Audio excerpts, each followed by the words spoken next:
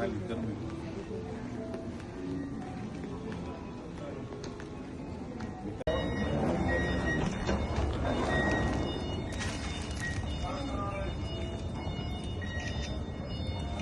Made us proud.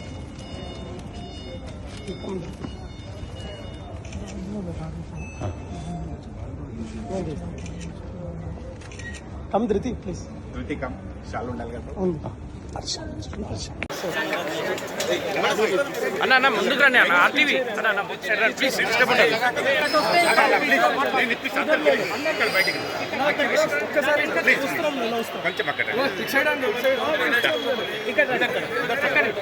అందరూ ఆప్తే సైలెంట్గా ఉండండి, ఫస్ట్ సైలెంట్గా ఉండండి. కూడా గెలిచాడు అండ్ అందులో విన్నింగ్ ఫినిష్ చేసి వచ్చాను. సో సెంచరీతో రికార్డ్ కూడా క్రియేట్ చేశారు. ఎట్లా అనిపించింది ఆ సెంచరీ చేసిన మూమెంట్?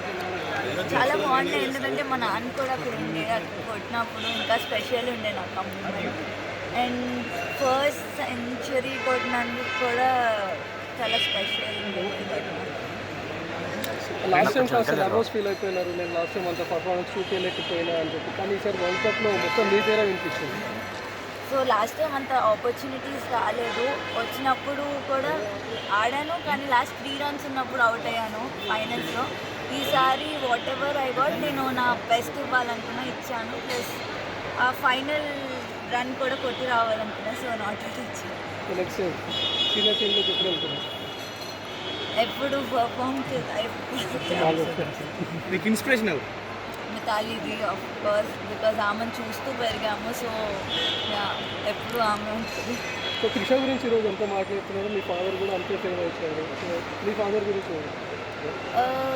నేను క్రికెట్ స్టార్ట్ చేసింది నాన్న వల్ల, అమ్మ నాన్న వల్ల. వాళ్ళు లేకపోతే నేను ఇక్కడ ఉండేదాన్ని కాదు.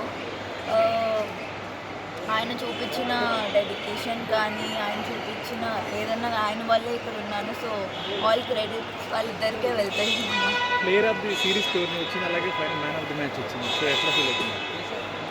చాలా హ్యాపీగా ఉన్నానండి, బికాజ్ లైక్ నేను ముందు చెప్పినట్టు లాస్ట్ టైం అంతా అంటే ఆపర్చునిటీస్ రాలేదు. ఈసారి వచ్చినప్పుడు చాలా నా బెస్ట్ ఇచ్చి ప్లేయర్ ఆఫ్ ది టోర్నమెంట్ అవ్వడం ఇంకా స్పెషల్గా. మేడం సబ్ కాంటినెంట్ మన నేర్చుకున్న అమ్మాయిలకి ఏం చెప్తారు ఇక్కడ? ఐ మీన్ అమ్మాయిలు కూడా స్పోర్ట్ని ఒక కెరియర్ లాగా చూస్ చేసుకోవచ్చు, ఇట్స్ జస్ట్ నాట్ స్పోర్ట్ అన్నట్టు. ఇందులో కూడా మంచి కెరియర్ ఉంది, అమ్మాయిని పంపొచ్చు. మేడం మన సబ్ కాంటినెంట్ పిక్చర్స్ డిఫరెంట్ ఉంటాయి when compare to other countries. ఎలా ఉంది మేడం మీరు ఆడుతున్నప్పుడు, ఎలా అనిపించింది?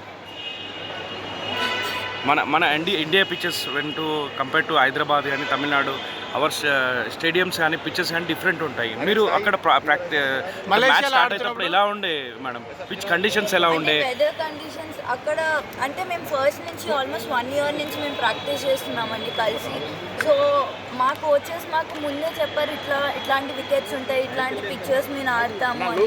సో దాని బేస్ పైన మేము ప్రాక్టీస్ కూడా చేసాము. సో మాకు దానివల్ల చాలా ఈజీ కొంచెం మాకు ఆడతాం. ఓకే